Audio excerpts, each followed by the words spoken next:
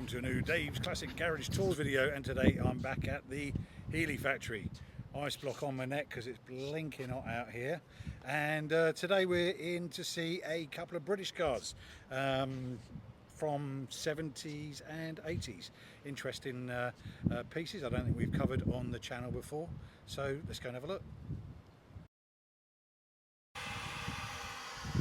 Alright, so James here is working on a very early Lotus Esprit. Lotus Esprit S1. Yeah. So what's it in for, James? So it's had an engine rebuild recently, and basically just for its first service after the engine rebuild. Right. Okay. Engine rebuild done here? No, not done here actually. I'm not too sure where it was done at. Right. But yeah, it's had it all cleaned up, all the oil leaks fixed, and yeah, just first service. Known for a few. Yeah, being a British car, known for a few oil leaks. Right, so okay. yeah, so just in for the first service and just the check over. No particular complaints at all? It was just No particular complaints at all. She's driven it a lot. Yeah. She's clocked up the Ks massively in it. So it's a female owner. Female owner, yeah, Oh, yeah. She's awesome. I'm not too sure how long she bought it. I think it was probably about. I think she's had it for a couple of years now. Right. And yeah, she's driven it heaps. She loves it. Yeah. She's using it. Was it daily? Nah, not a daily, just a weekender. I think she's with the Lotus Club or a car club, and she goes on plenty of the club runs as well. Just a service then? Yeah, just the service, Right, okay. and then within the service, as I did the full check over, I picked up a couple of issues with the rubber bushes. Right, okay. And in the control arms, they're all off centre. Right, okay. And a couple issues. Deteriorated or? Yeah, just deteriorated. We think they may be the original rubber bushes in there, and I think it's an Australian delivered car? Yeah, I think it's 1978, Wow. and yeah, an Australian delivered car. So and that's got quite a few summers and winters there. it has indeed, yes. Heat and cold.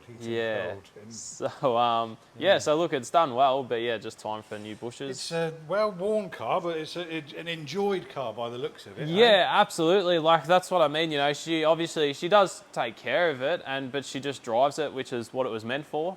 And you know, you can't ask more than that. How many miles has it done? Or kilometres? It's done. Where are we? 40.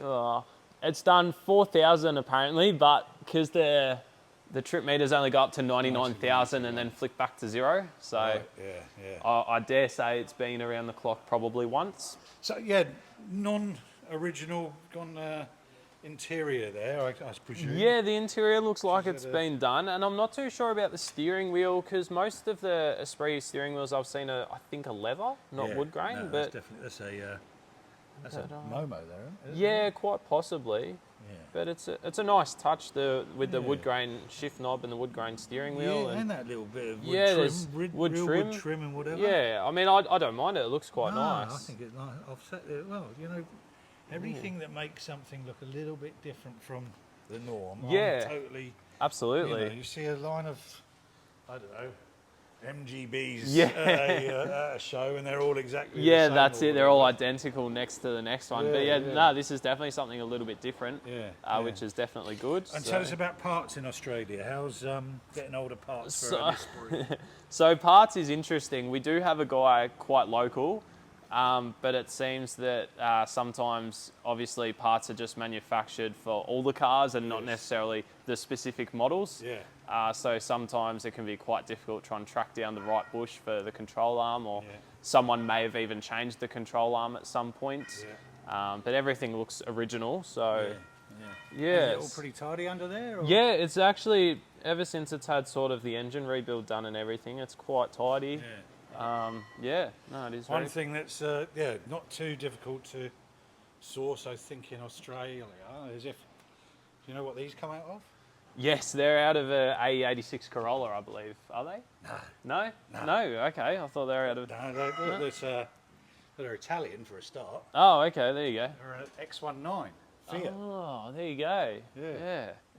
Well, there you go. Yeah. Well, the inner door handles are MGB, so when Lotus were making these, they definitely robbed a few different parts for you know. I think Colin Chapman, the owner of, or the guy that came up with Lotus or whatever, he loved Bertone product. Yeah. Yep. And I think I remember reading once upon a time he bought his daughter an X19. Yeah, okay. So much he loved it. But Yeah. yeah, so Yeah, I can. so it all sounds good, huh? Yeah, it all sounds good. If I can open this, it's a trick and a half to get this open. Is that not? So there's no.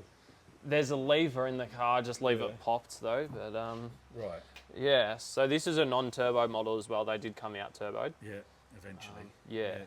But this is a non-turbo model, so. Right, keep it nice and. Yeah. Simple. Is that? What carbs are they on? Delortos, I believe. Right. I believe they're Delortos. Yeah. Okay. Yep. Would they be original? Yeah. So Delortos were original. Yeah. Even with the turbo cars, the Delortos were original. Right. Okay. So yeah, they make. I mean, they're quite similar to Webers, so they make a nice sound. Yeah. When you're driving. So. Yeah. Yeah. Wow, like I say, wonderful to see something well used. That's Yeah, great. absolutely. Right. All right, well, someone else you've had a little bit to do with.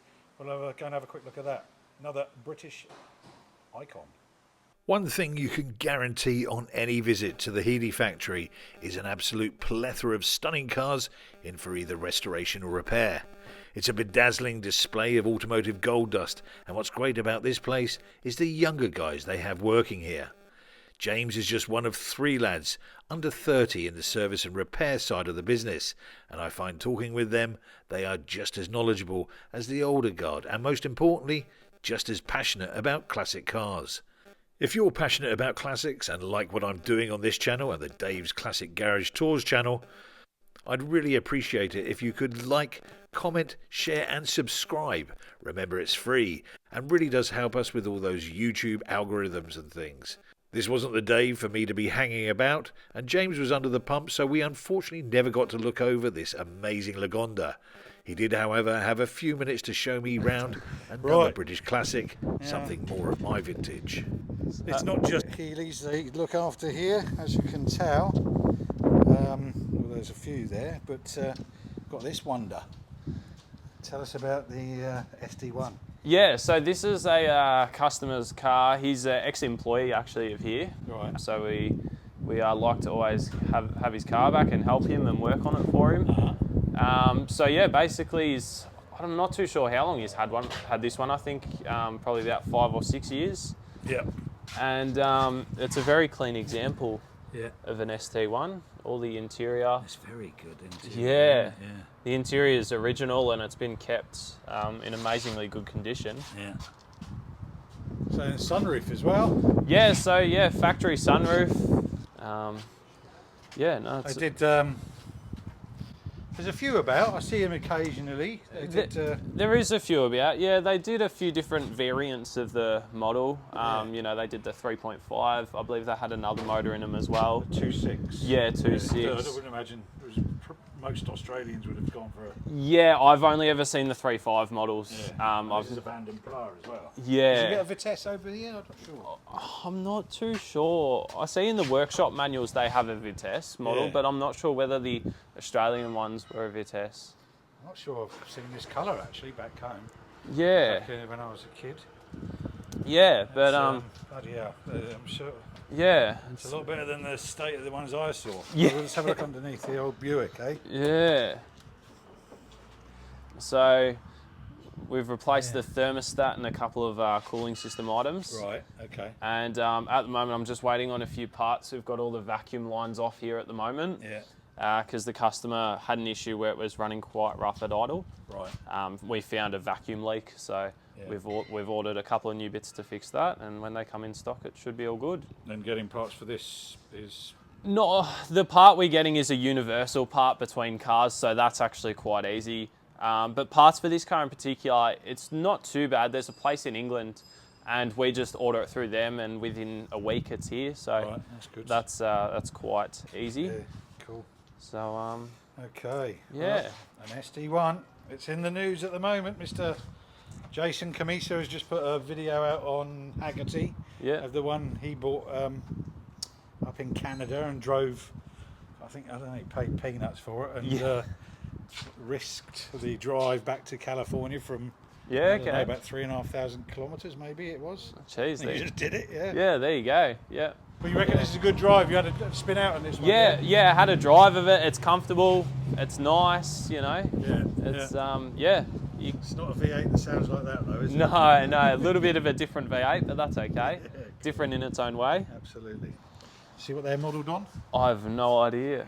That's a Daytona. So the car, who was the chap that designed it? Bash, I think his name is, but he brought in a Maserati Indy. Yeah. So if you look at them together, you can see a sort of a Similarity. Yeah. in that. Yep. But this is why this is called. Well, they always say this is a sort of a Rover Daytona Because of those lights. Yeah. There you go. Anyway, lovely to see. Yeah. Cheers, buddy. Thanks for your time.